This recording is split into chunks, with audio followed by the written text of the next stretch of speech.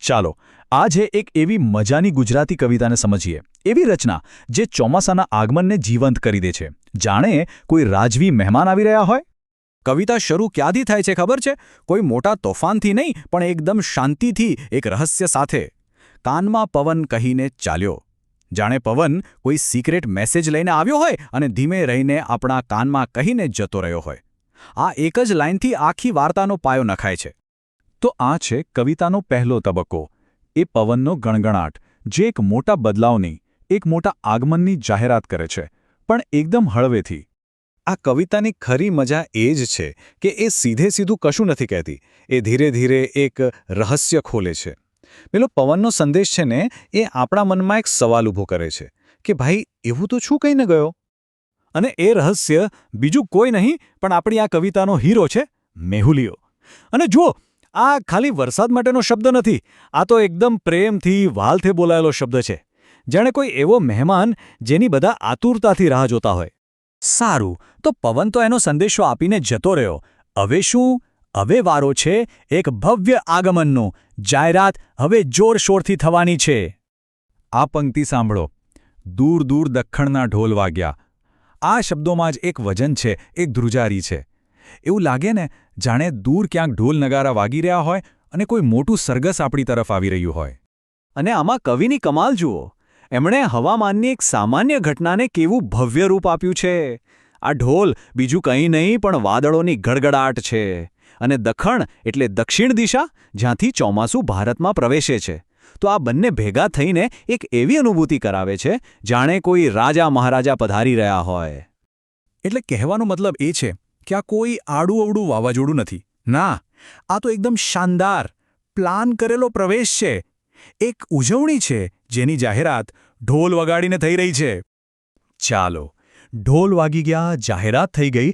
હવે વારો છે મુખ્ય મહેમાનનો, વરસાદનો. હવે એક ક્ષણ આવે છે જ્યારે મેહુલિયો ખરેખર વરસે છે. અને કવિએ એનું જે વર્ણન કર્યું છે ને, અદ્ભુત છે. આ પંક્તિ જુઓ. દળ વાદળના મોતી વેરતા ગગન મલ્હાર ગવાયો ર. અહીં વરસાદના ટીપા પાણી નથી, એ તો વાદળોની સેનાએ વેરેલા મોતી છે. અને આકાશ શું કરી રહ્યું છે? એ મલ્હાર રાગ ગાઈ રહ્યો છે. આ એ જ રાગ છે જે આપણા શાસ્ત્રીય સંગીતમાં વરસાદ સાથે જોડાયેલો છે.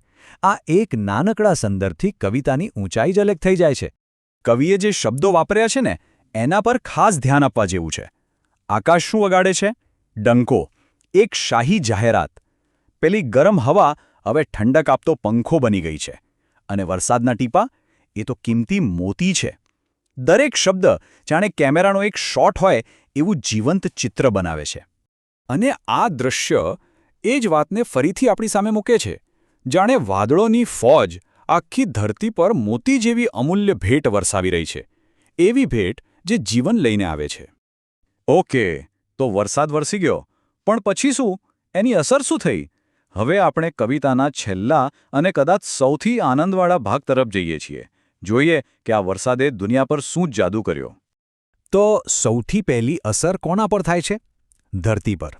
પેલી તપેલી, સૂકી ધરતી હવે ખુશ છે. કવિ તો ત્યાં સુધી કહે છે કે લીલી લીલી ધરતી મન મલકતી, જાણે ધરતી પોતે મનમાં ને મનમાં હસી રહી હોય. અને આ ખુશી ખાલી ધરતી સુધી જ નથી. આજુબાજુ જુઓ, વૃક્ષો ઝૂમી રહ્યા છે, જાણે નાચી રહ્યા હોય. સૂકી પડેલી નદીઓ અને ઝરણામાં ફરી જીવ આવી ગયો છે. એ ખળખળ વહેવા લાગ્યા છે. આખી પ્રકૃતિ આ પાર્ટીમાં જોડાઈ ગઈ છે. અને અહીં તો કવિએ કમાલ કરી દીધી છે. એકદમ નાજુક કલ્પના. એ ધરતીને એક સ્ત્રી તરીકે જુએ છે અને કહે છે કે વરસાદ અને પવનથી એનો પાલવ એટલે કે સાડીનો છેડો લહેરાઈ રહ્યો છે. વાહ! પૃથ્વીની સુંદરતાને બતાવવાનો આનાથી સારો રસ્તો કયો હોઈ શકે? અને આ બધી ખુશી, આ બધા નાચગાનનું પરિણામ શું? જે મુખ્ય જરૂર હતી, જે તરસ હતી, એ હવે छिपाઈ ગઈ છે.